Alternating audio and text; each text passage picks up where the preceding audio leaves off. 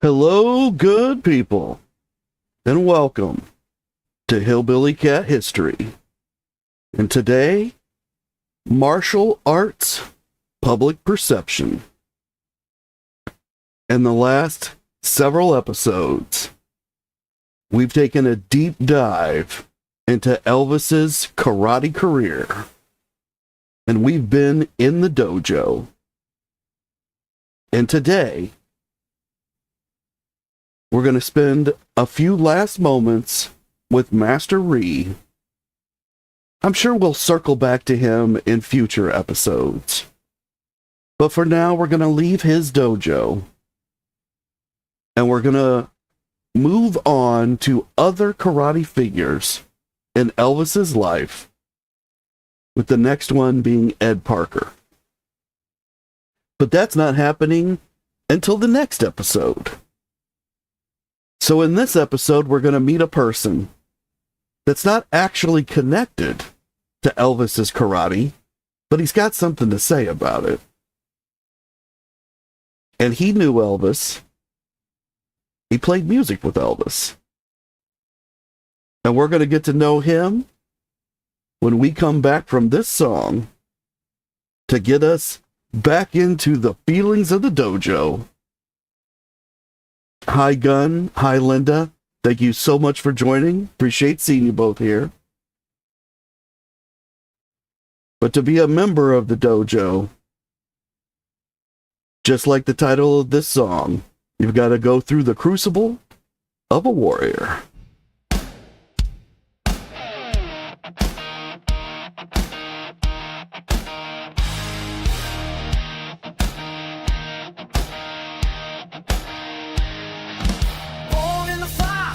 Feel a flame, hammer in hand, carved out his name. 16 and airborne boots in the dirt, jumping through walls, so baptized and hurt. Karate in Japan, fists like steel, champion of honor, deadly and real. Sensei, a warrior's no room for doubt. You wear the G or you train and come back. Your eyes a crucible, baby, not a showbiz belt. You bleed, you break, you feel a warrior's spell. Elvis hit the mat, but he rolls with a roll. Sneer in his soul, ready for war. It's burning, burning, burning through the pain. Crucible of a warrior, forged in Hank's domain. 30 throws, not dances, a fight. Bones to set, boards shattered on sight. Shoot elbow, fingertip flame. Every strike a prayer, every KO name. 6 weeks of fire, no cameras, no fame. Just sweat and bruises, no one played tame. The saw came in, fist like a stone. Said, put him down, break ribs if it's known. It's a crucible, baby, not a velvet crown. You fall, you crawl, but you don't stay down. Elvis hit the mat, but he rose with the raw. Sneer in his soul, ready for war. It's burning, burning, burning through the pain. Crucible of a warrior, forged in Hank's domain.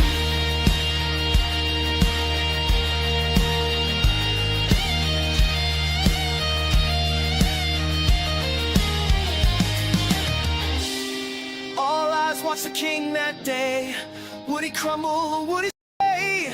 But Hank saw it, war in his eyes. Not a quitter, but a fighter who rise.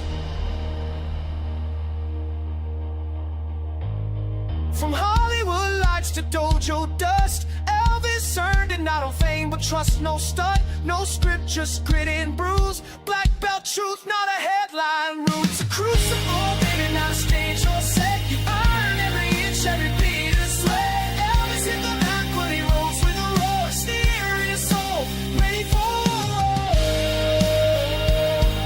It's burning, burning, burning through the pain. Crucible of a warrior. They burned through the fire, broke through the fear. The dojo legends of kings stood clear. Crucible of a warrior.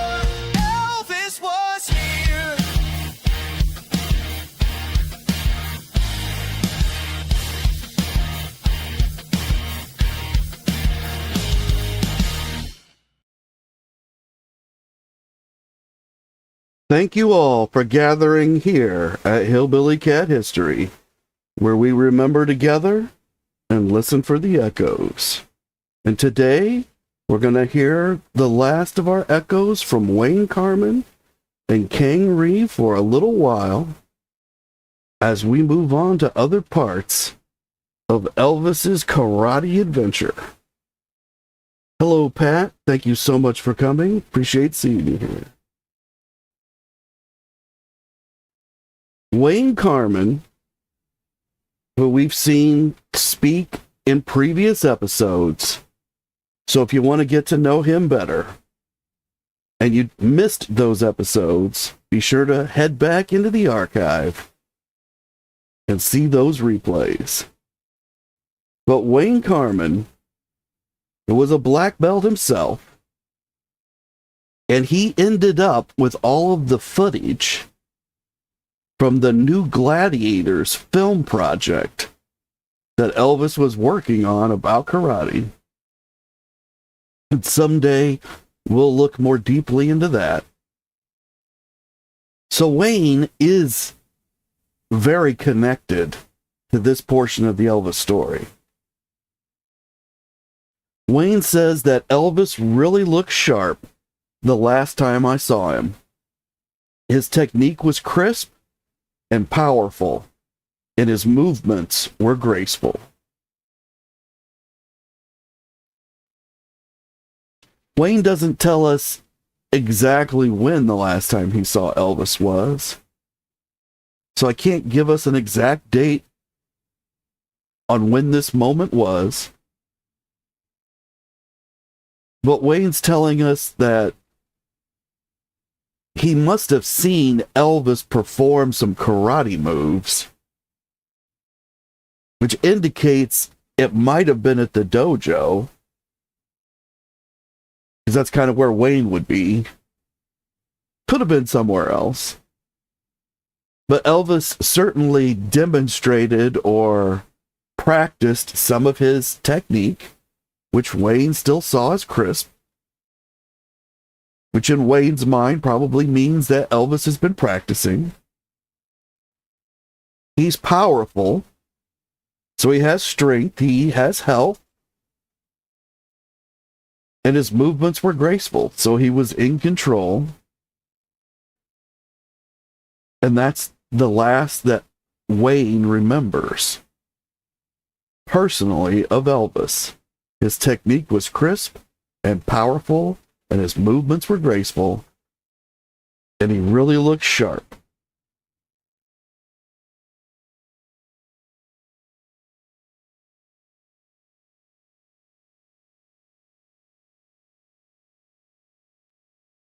In the picture on screen, we can see Elvis and Master Ree.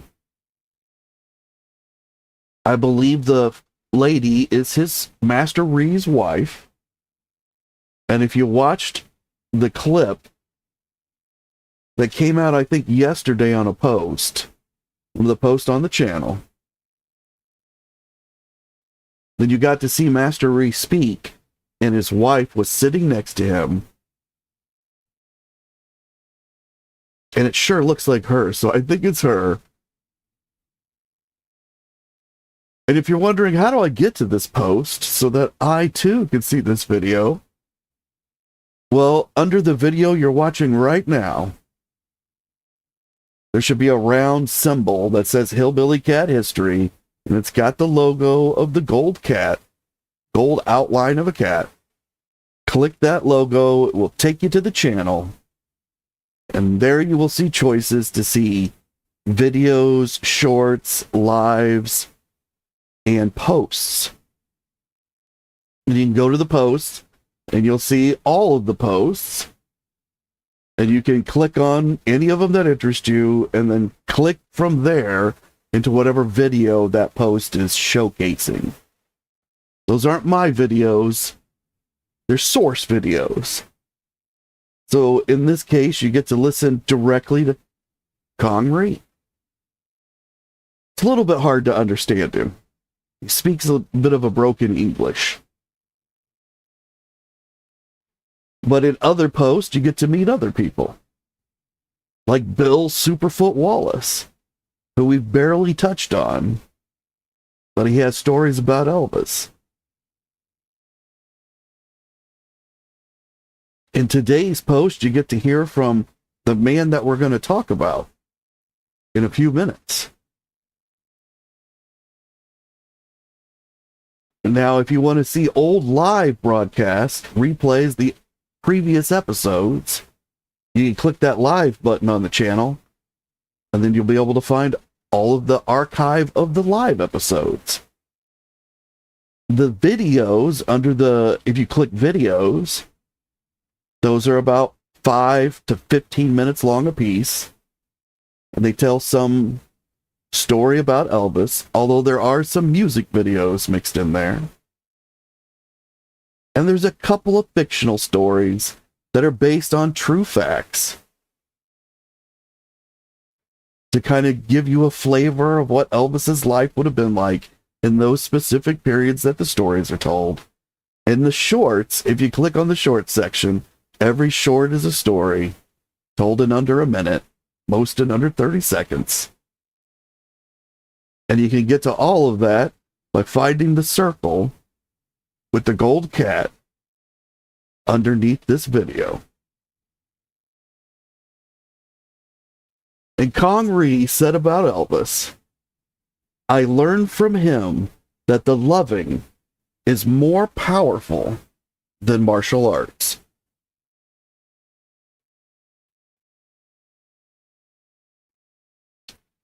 Master Ree makes his living teaching martial arts.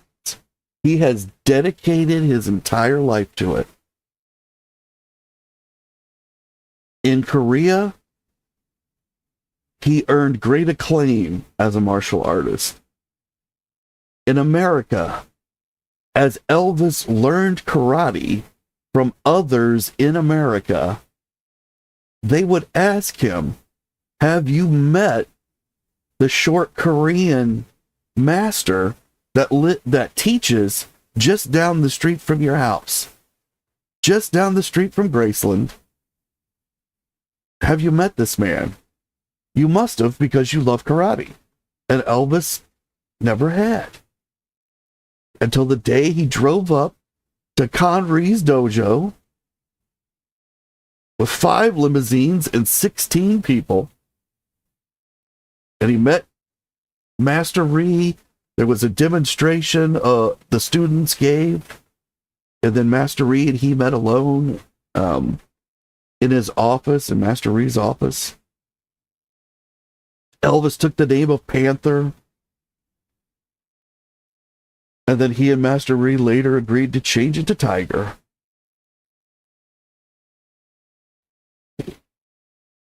Elvis engaged in a ritual exchange of gifts because he felt it was important for this relationship.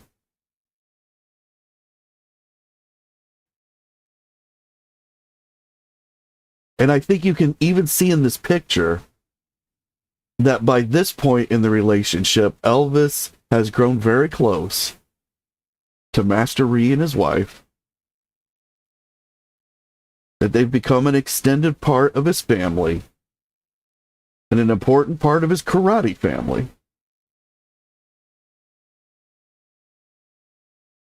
And here are some words that Connery used to describe Elvis. He used 4 words, and the first was humble.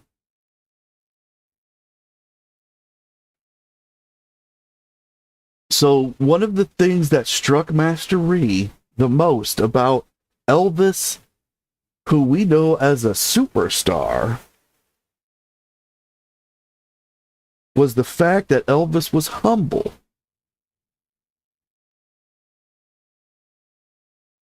That Elvis humbled himself to Master Ree.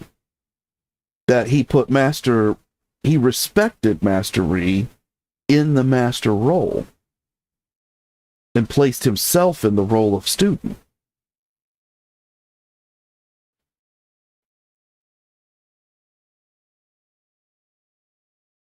And Master Ree says that Elvis was dedicated.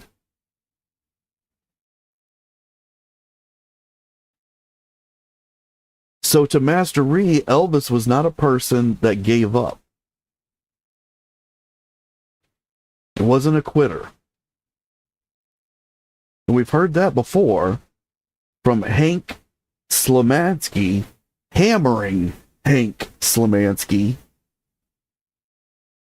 who taught Elvis karate in the early 1960s and who awarded Elvis his first black belt, which was truly the portal to becoming a great karate master. The black belt itself doesn't indicate that you are great at karate. It's that you're great enough, you're good enough, you can now move towards the ultimate greatness. And so that's the journey that Elvis was on, and Master Ree saw that he was dedicated to it, that he was willing to put in the work. Now, we could look at other aspects of Elvis's life, and I think there were other aspects where Elvis wasn't willing to put in the work. He would get involved in hobbies, and he would throw himself into them 100%, but there would come a point where he would just drop the hobby altogether.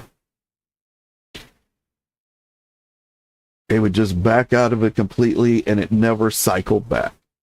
Now, he had some other hobbies that cycled through all the time. So he did have dedication to things. And he was certainly dedicated to certain people in his life.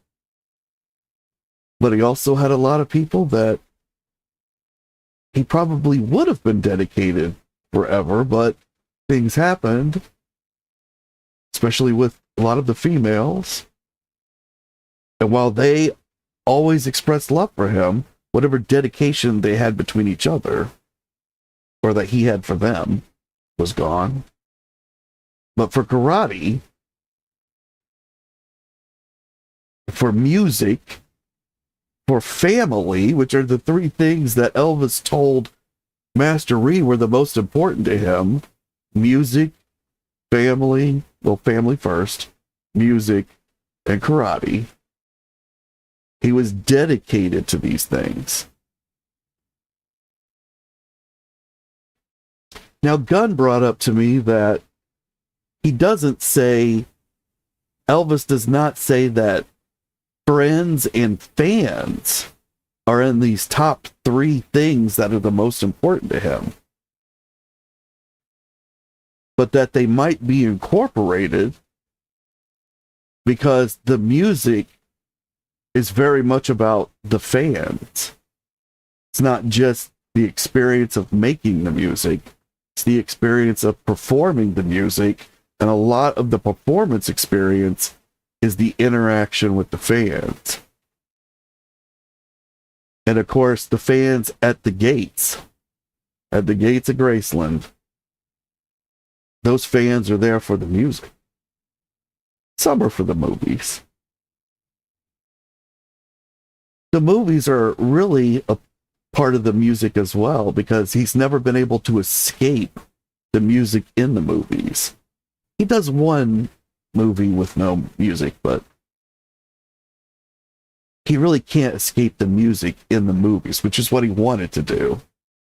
So they're really part of that music as well.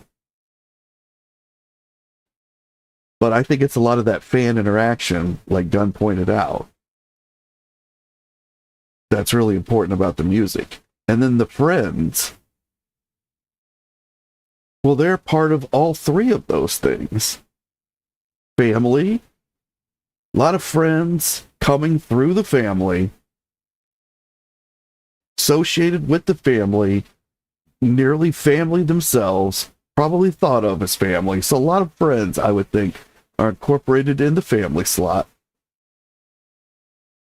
A lot of friends in the music slot. So many people that he's recorded songs with, and he sang gospel with, and he's had a good time with. He shared professional thoughts, professional hardships. And it's not just the other performers, it's all the people that make the music possible, like the producers and the guys who set the lights and the sound on the movie stages. Because he's capturing music there as well. So it's all of these friends that he's made through his professional life. Music is really about his profession, his career. And then karate. He's got all of these friends he's made through karate. Some friends go through all three categories. But Master Ree, he's really isolated to the karate category. But Elvis did bring him to make him part of the music category, and even introduced Master Ree to the music, to his music. Master Ree liked classical music. But Master Ree says that when he heard Elvis's music for the first time, his legs started wiggling and he started dancing. So Elvis's music moved Master Ree. Elvis made him part of that category as well.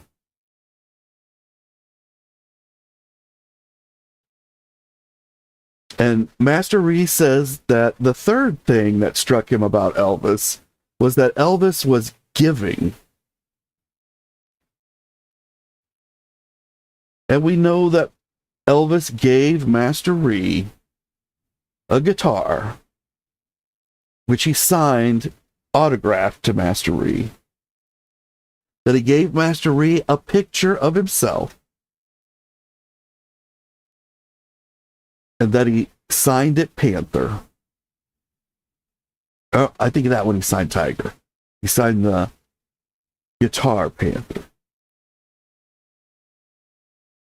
So he honored Mr. Ree on both of these items with the name that Master Ree had given to him. We know that Elvis gave Master Ree a Cadillac that had been given to Elvis by his father Vernon, that had been customized by his father Vernon specifically for Elvis, and that Elvis had owned and driven this car, and that he loved this car. And he gifted it to Master Ree, who drove a humble car. And now Master Ree had a luxury vehicle. But it wasn't just a luxury vehicle, it was a piece of Elvis. And Elvis also gave Master Ree $50,000 in cash. As a check. He wrote a check to him, but it's cash. So that Master Ree could teach more students, could improve the studio. I wonder if he was hinting to Master Ree he should put in air conditioning. But I don't think that ever happened. There's air conditioning there now, but I don't think it was ever there while Master Ree was there. But it was hot inside that dojo because there wasn't any air conditioning. So that may have been one of his thoughts. But Elvis was a very giving person. And Master Ree witnessed Elvis give to others. And Wayne Carman describes that he was given a TCB necklace.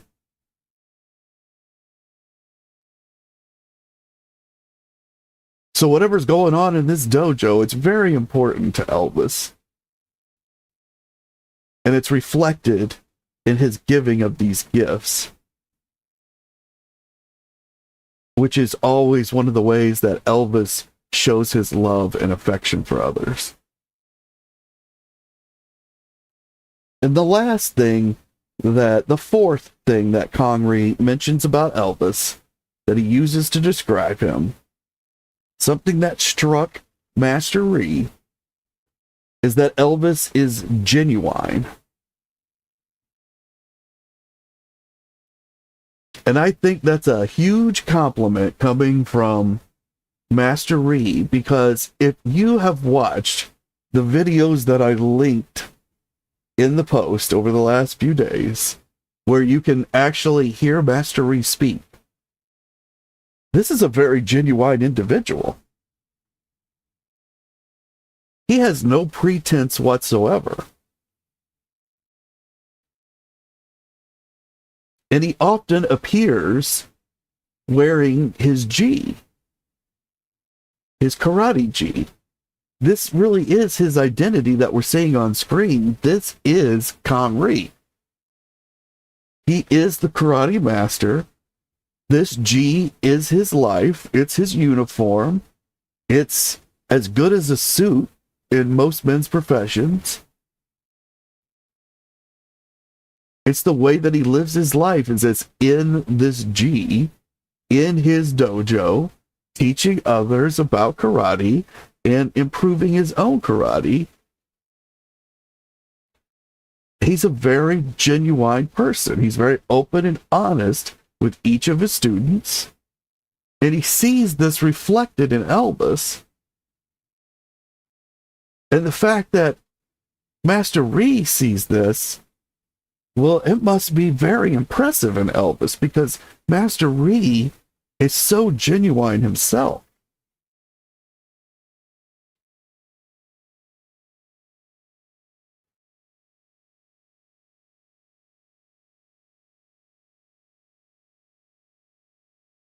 And so that's how Master Ree described Elvis: humble, dedicated, giving, and genuine.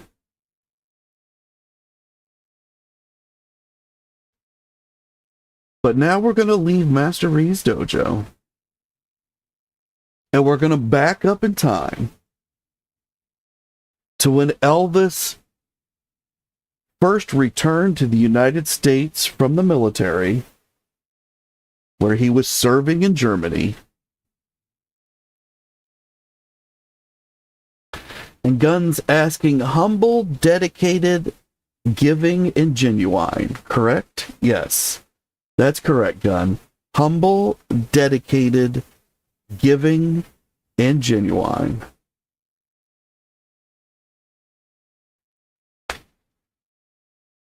It's really a beautiful testament from Master Ree about Elvis. And that's what he remembers.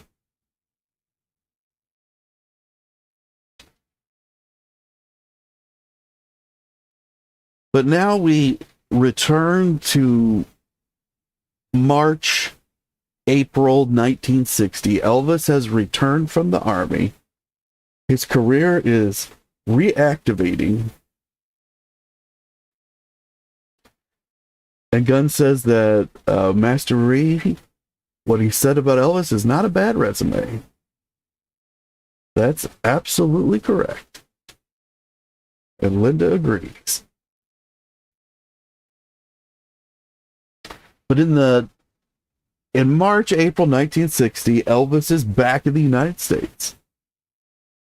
He's got to record again.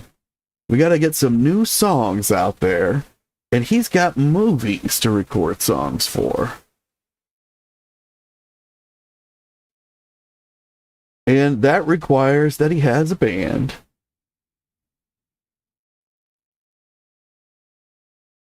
And so he has to bring in different studio musicians in order to meet all these timelines. But he certainly has people that he would prefer to work with. And there's a possibility that some of the people he works with, even on the professional performer basis, are linked to Colonel Parker. That perhaps Colonel Parker preferred this person or thought that they would fit well. So as Elvis begins to record these movie soundtracks, there are different musicians that shift through and work with Elvis as he records various soundtracks. And one of these people is on the screen. His name is Hal Blaine. And he's actually a very famous drummer.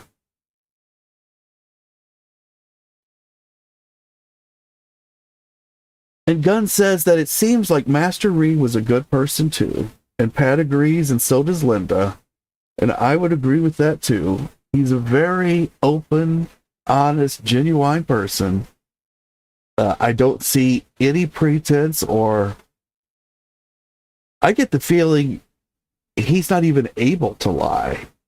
Like if Master Reed were to try to tell you a fib, you would see it immediately because he'd be no good at it. So I think he's an extremely honest and good individual. And I think that resonated deeply with Elvis. And I think that was one of the reasons that Elvis wanted to impress him. Elvis saw Master Reed as someone that was worth impressing.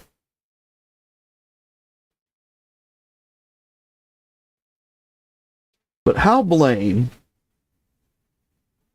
he says, and this is a quote from Hal, in the 50s, I started working with a young rock and roller, Tommy Sands, and his manager was Colonel Tom Parker. So if you've been out to my channel and you've watched some of the videos, you may have seen the video about the very first Elvis television movie. And it's a movie that stars Tommy Sands as Elvis. Now, the character's not named Elvis, but it's supposed to be Elvis. And the character sings a rock and roll song. And that rock and roll song they put out as a record under Tommy Sands' name. And he sang it in the movie, but as the character. But for Tommy Sands, this song becomes a hit. Sells a lot of copies. Tommy gives credit for a lot of his career to Colonel Tom Parker. And I talk a lot more about it in that video. So if you want to know more about Tommy Sands, who eventually married Nancy Sinatra, although I believe they'd already broken up by the time Nancy starred with Elvis in the movie that's coming up to be filmed in 1967. So if you're following my other series about the Circle G, well, we're going to meet Nancy Sinatra. I don't think Tommy will be in the picture by that point. And I don't think Tommy was in the Nancy Sinatra picture when Elvis returned from the army. I can't remember for sure. So I think that all happened in between the Frank Sinatra Timex special and the time when she filmed this next movie with Elvis. Not sure, but if you watch all of the different series I'm doing, I'm sure we're going to nail it down. But Hal Blaine has a connection to Tommy Sands, who has a connection to Colonel Tom Parker. So Hal knew Tom Parker. And in March 1961, so this is a year after Elvis has started up the career again, Colonel Parker arranged for Hal Blaine to record with Elvis Presley for the movie Blue Hawaii.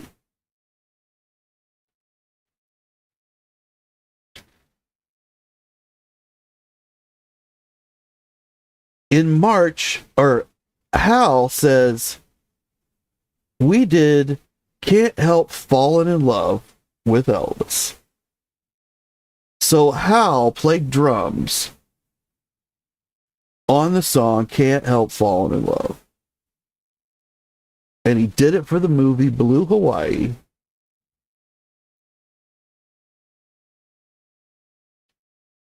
And Hal tells a story that I feel like his time frames are mixed up. At least according to when I can find when these songs were recorded. So he tells a story about another song that he thinks he recorded first with Elvis. I think this was the song he recorded first. And I think the story goes with this song, which is that he received a call from someone in the studio that was recording or that was filming Blue Hawaii. And they told him that they were working on a secret project and they wanted Hal to work on that secret project. And Hal said, okay. But so he didn't know who was involved in the secret project or what it was. He's a studio musician. He shows up, he's there for so many hours, and he gets his union pay. And you pay him by some percentage of scale, either 100% or more. So he has a set wage that he's going to make for showing up. So for Hal, the most important thing is to have hours set up so that he can go in and he's going to get paid. Doesn't matter whether he hits a lick on the drums. What matters is he was there in the studio ready to play when contracted. And Gunn is asking, did Parker support Elvis's karate interest? Pat says that's a good question. That is a good question. I don't really know that I've ever seen anything where Parker commented on it one way or the other. I would think he'd be fine with it. I mean, it was keeping Elvis out of trouble for the most part. Not sure. That's a good question. We are going to see how Blaine feels about it. And I think that Hal Blaine, his view is going to kind of be an example of how the rest of the world saw it. So let's get there. So Hal says that he got this call about this secret project. He didn't know what he was going to be working on. But then there became some kind of issue because Hal had acted in some movies, so he had a guild card for the Screen Actors Guild. He also had whatever his credentials that he needed to be in the musicians union.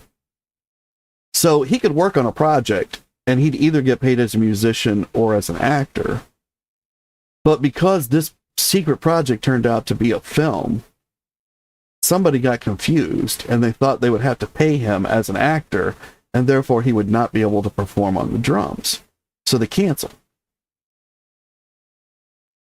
And he ended up getting a call from the colonel. And the colonel wanted to know why Hal was refusing to work with Elvis Presley. Why would you do this? Every musician wants to work with Elvis Presley. And Hal said he had no idea Elvis was on the project and that he didn't know why they had canceled him. So the colonel told him to show up. Gave him the times in the studio. Hal shows up and they record Can't Help Falling in Love. And Blue Hawaii, giant hit. Big, giant hit. And then 1 year later, in March of 1962, Hal plays the drums for songs on Girls, Girls, Girls, a new Elvis movie. And Hal says, we did Return to Sender, major, major hit. So Hal played the drums on Return to Sender.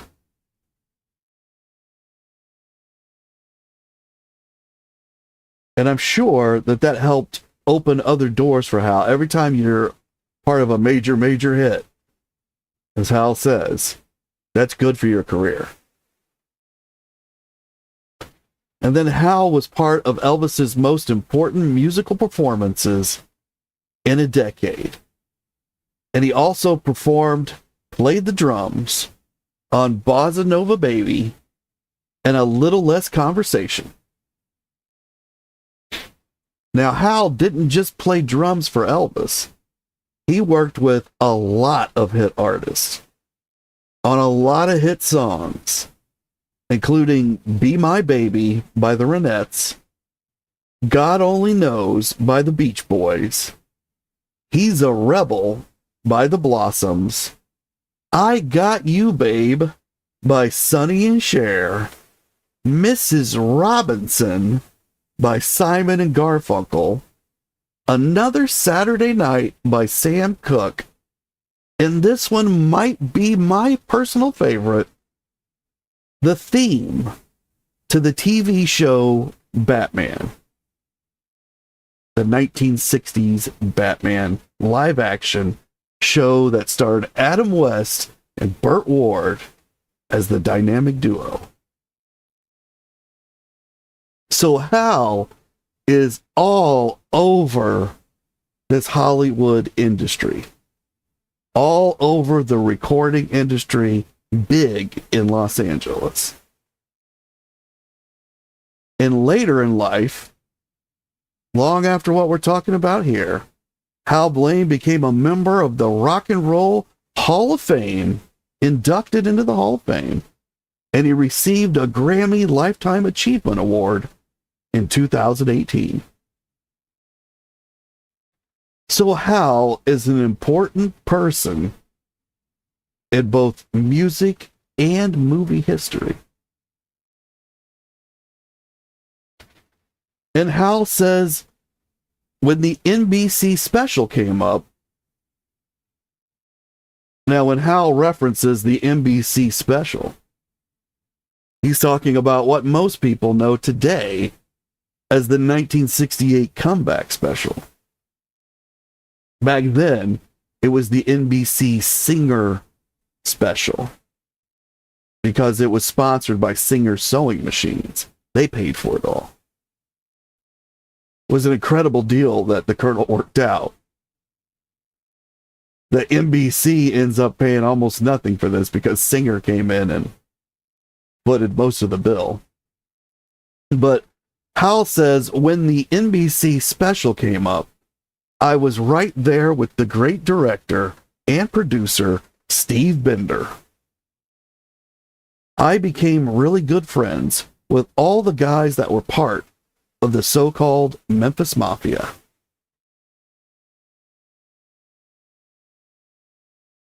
So prior to the 1968 special, I believe that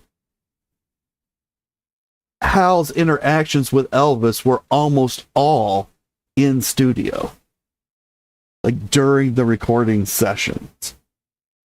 I don't think Hal was really on the sets much, although I think he is in some of the movies when they show the bands. So I think there was some period of he was on the set for some days.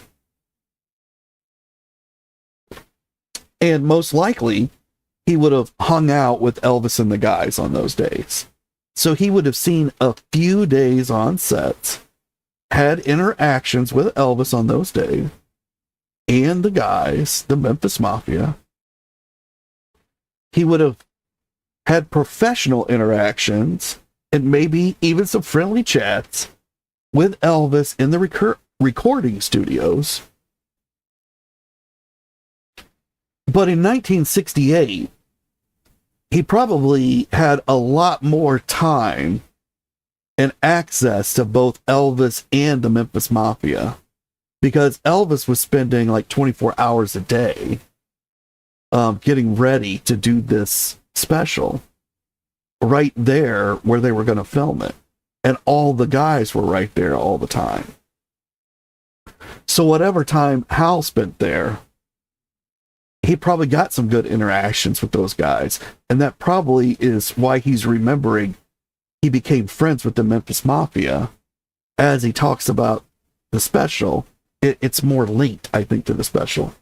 Don't know that for sure, but that's the way I read what he says.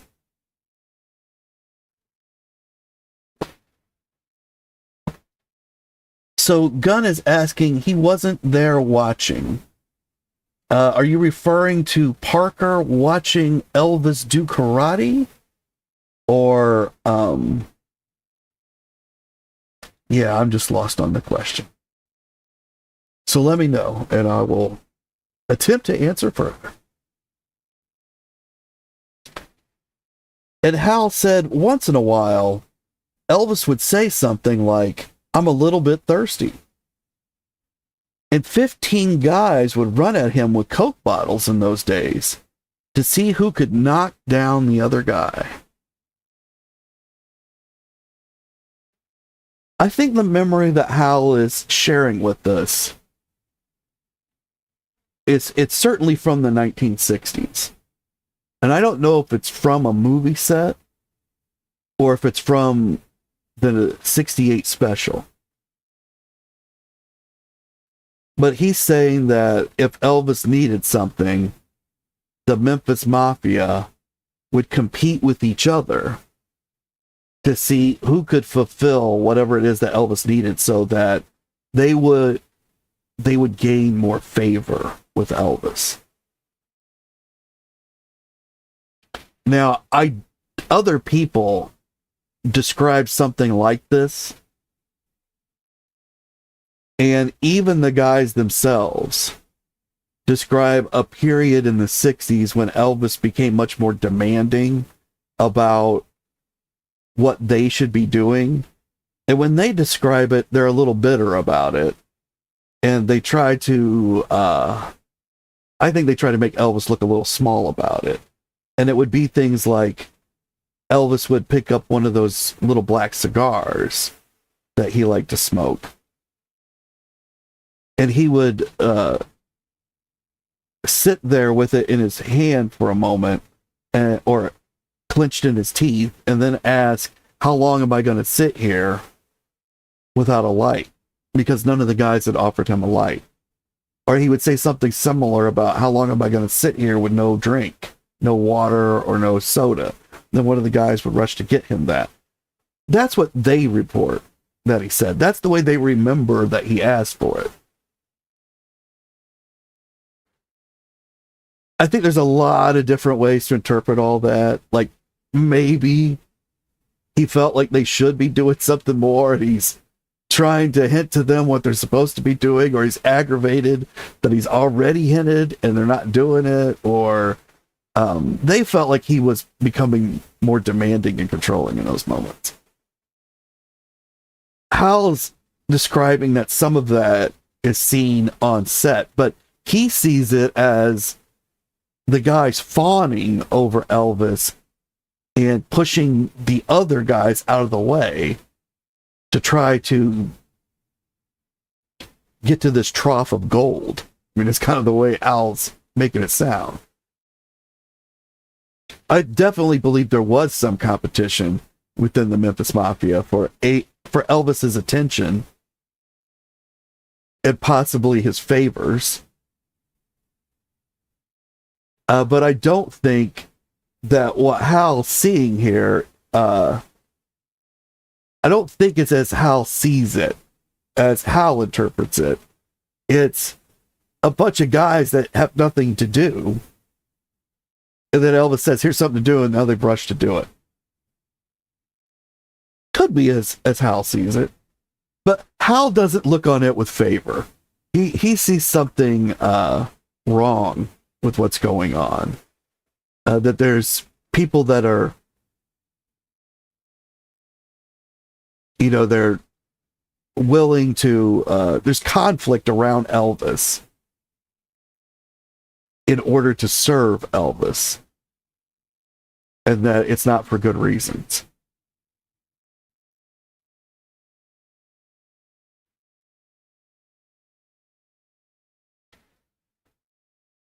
And Gunn says, I think that Connery could be mentioned as humble, dedicated, genuine, and maybe giving too. Maybe that's why they liked each other. They were almost the same quality in life. I do think, Gunn, that Connery could be described as all those things. And he was very concerned with his community, and he did give generously to his community.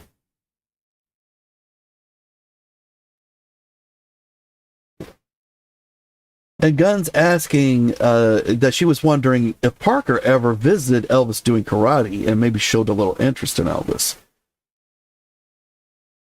And Linda has to go. Goodbye, Linda. Thank you so much for being here today. We'll see you on the next one.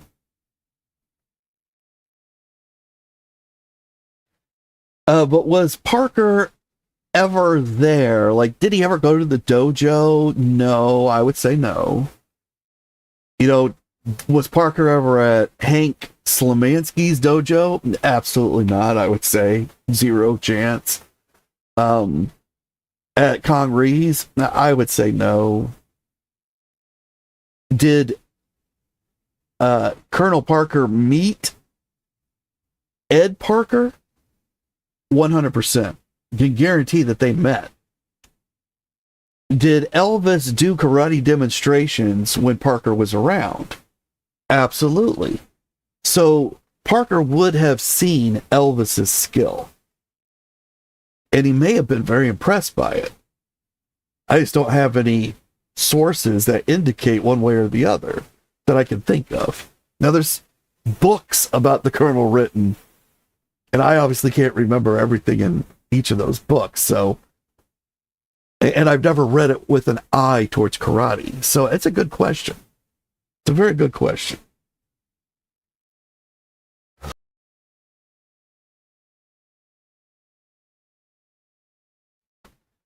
So I do believe that Colonel Parker would have seen many demonstrations from Elvis and the guys. And he might have encouraged it because Elvis did have security issues. It's probably a lot safer than the weapons that Elvis became very fond of and began carrying. So in that sense, that may have been preferable to the Colonel. And I'm sure the Colonel appreciated the men who were actually in charge of the bodyguarding to know these martial arts. But did he outright support it, or did he ever go with Elvis to a karate practice? I would say no to going to karate practice. To support, I have no idea.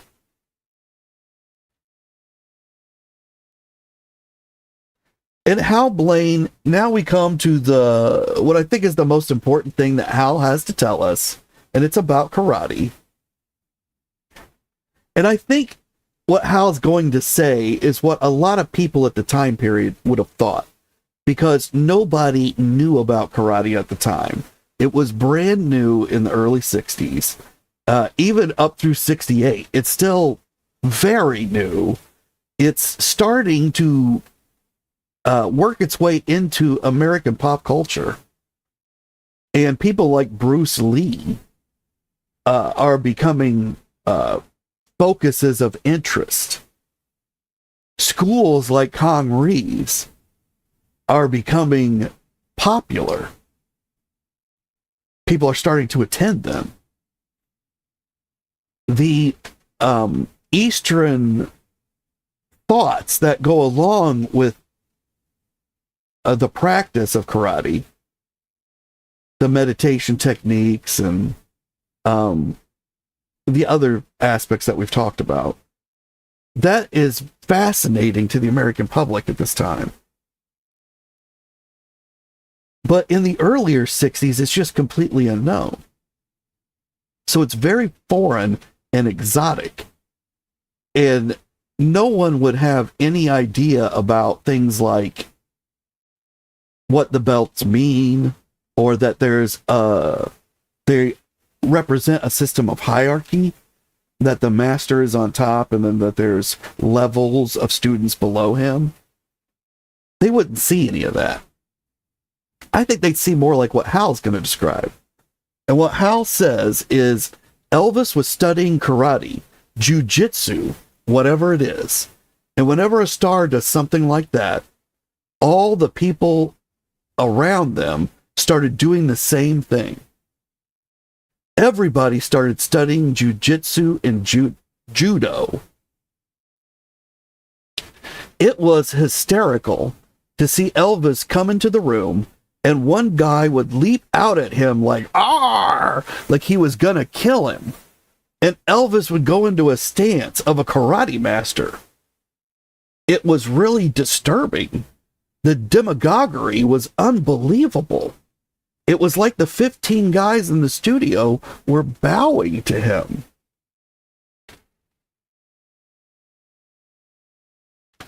So to Hal, he sees it as odd that Elvis has set up practices and demonstrations that include one guy jumping out as if he's an attacker. And then Elvis would demonstrate like self-defense techniques. And I have the impression that Elvis and the guys would not always announce that they're doing a demonstration. That sometimes one of the guys, like Red, would just jump out and attack Elvis, and they would go into the demonstration. So it was surprising. It was exciting. Hal describes it as hysterical, which means that people would laugh. They were having a good time. You know, there was a lot of dead time when you're filming these films, and or even when you're recording in the recording studio, there could be dead time, and people get a lot of pent up frustrations about not being able to play a certain piece correctly, about not hitting the blocking of a scene perfectly, about there's been time delays, whatever it is. A lot of pressure builds up. And then Elvis and the guys would do something like this, and as Hal tells us, it was hysterical. People would be cracking up at this. It reduced all the tensions on the set for a moment, kind of like a reset. And everybody could get back to the professionalism of what's being done here. And Hal says it was really disturbing. And so he then talks about the demagoguery, which means that he sees these 15 guys, Elvis's Memphis Mafia, as being like cult members. And Elvis is the leader of a cult. That Elvis has done something and now they're all doing it in sync.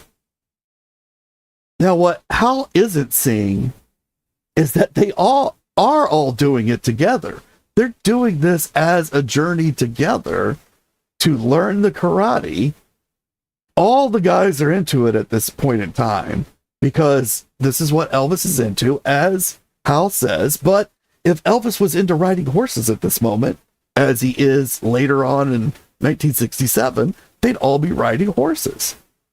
And they'd all be having fun doing it. This is the fun of the moment. And it's not that they're bowing down to Elvis, it's that Elvis is always the leader. No matter what the actions are, in this case it's karate, but they're also not as skilled as Elvis for the most part. Red, maybe Sonny. But they're two, natural fighters. That's what they do. The others aren't anywhere close to Elvis, but they're all practicing with Elvis. They're following along. And so they are students below him. There's a hierarchy. And there's already a hierarchy built into the mafia, the Memphis Mafia. That's what Hal sees. To Hal, it's disturbing because Hal is a very individual person. He plays with many different people every day. He moves from one project to another, and the camaraderie the friendships that Hal feels in any given moment only last for those moments, because then he leaves that person and they don't come back together. They may come back together several days in a row for a project.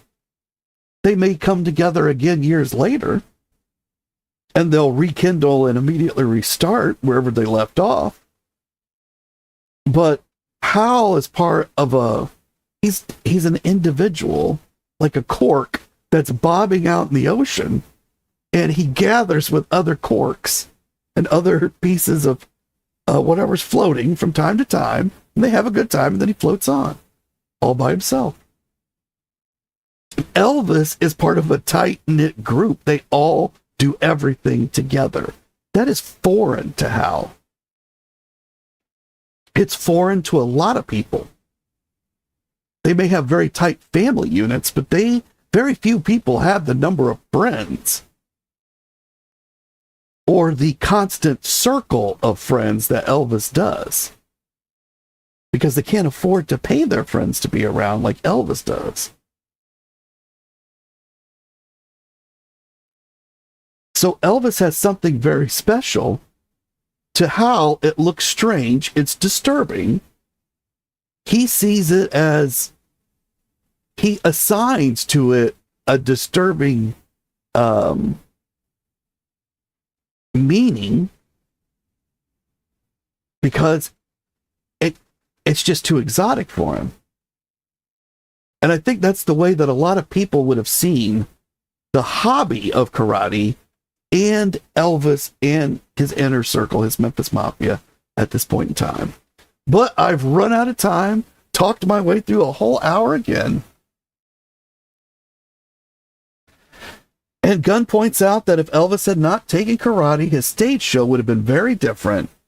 And Parker probably understood that, because it looks so great on the screen.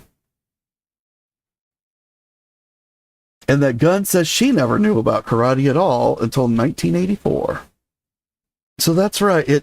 It came into American pop culture strongly in the 1970s, but it started at the very end of the 60s, really out of that Batman show, because Bruce Lee was in a spin-off of Batman called The Green Hornet. And he would do these moves that people had never ever seen anywhere before.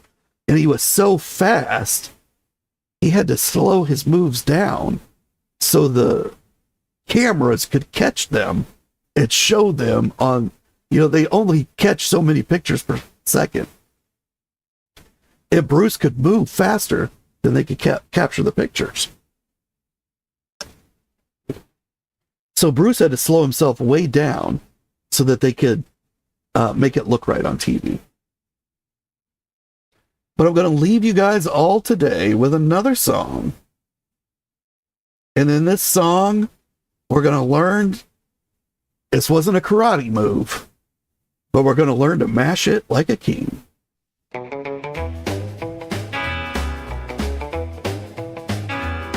I was hanging in Graceland late one night. Elvis said, honey, could you fix me a bite? You want a peanut butter, banana too, and a glass of milk just like you used to do.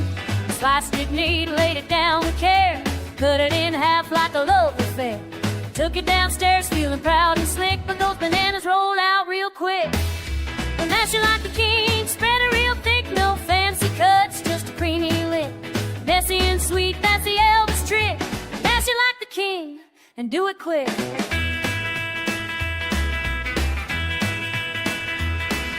He laughed so loud, didn't fuss or frown, bananas on his shirt slipping all around. He took my hand, said let's fix this right. Back to the kitchen in the Graceland night.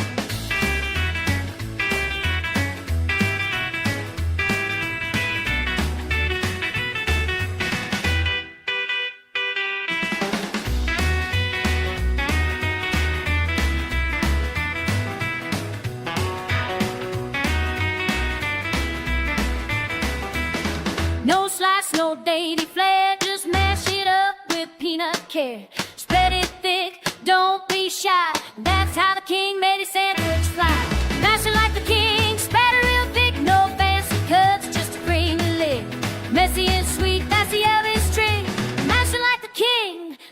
pit.